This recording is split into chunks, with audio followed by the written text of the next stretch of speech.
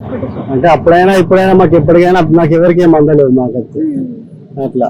అంటే కేసీఆర్ ప్రభుత్వం బాగుందా, రేవంత్ రెడ్డి ప్రభుత్వం బాగుందా అంటే ఏం చెప్తారు మీరు? బాగుందంటే ఇద్దరు బాగుంది కానీ మాకు ఎవరిది ఏమో తాత అందలేదు మేడం అట్లా. అంటే మీరు అప్లికేషన్స్ పెట్టుకున్నాక అందలేదా లేకపోతే పెట్టుకోకుండానే అందలేదు? చాలా సార్ ఇప్పుడు మా పెద్ద కూతురు 12 సంవత్సరాలు మాకు అన్నం కూడా లేదు, వ్యవసాయం కూడా లేదు, భూమి కూడా లేదు మాకు. అంటే ఇప్పుడు కూడా లేదు మాకు. ఇల్లు గురించి అని చెప్పేసి సర్వే చేస్తున్నారు, ఇంటికి వచ్చి కనుక్కుంటున్నారు కదా, సర్వే అనేది కరెక్ట్ గా జరిగిందా మరి మీకు? మేము ఇప్పుడు ఇక్కడ ఉన్న మూడు అయితే జరిగింది అంటున్నారు, రాసిచ్చాం.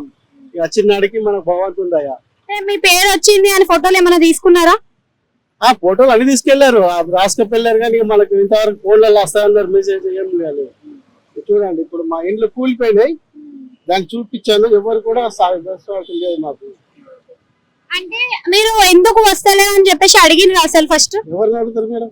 అంటే మీ సేవ గానీ మీ దగ్గర ఉన్న ఎమ్మెల్యేలు గానీ అట్లీస్ట్ సర్పంచ్ ని గానీ అడగాలి కదా. మేడం ఎవరు రెస్పాన్స్ ఇవ్వట్లేదా మీకు?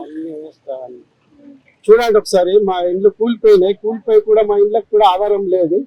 మాకు 3 ఆడపిల్లలు నాకు.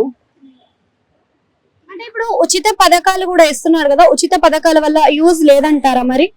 మాకైతే ఏం రాలేవమ్మా, నిజం చెప్తున్నా. ఇగో చూడండి మా ఇంట్లో కూలిపోయింది, అన్ని ఇచ్చాను, రాసిచ్చాను, లేవు. ఇగో చూడండి, చూసుకోండి చాలు. అంటే మరి ఉచిత పథకాల్లో ఫ్రీ పథకంలో ఫ్రీ బస్ అన్నాడు, ఫ్రీ కరెంట్ అన్నాడు. అమ్మా ఏం రాలేదు, భగవంతుని దయ వల్ల మనకైతే. నేను చెప్తున్నా మాకైతే ఏం రాలేదు. ఇప్పుడు ఈ 10 సంవత్సరాలు కేసీఆర్ పరిపాలనలో కానీ ఈ పరిపాలనలో కానీ ఏం కూడా రాలేదు. Thank you.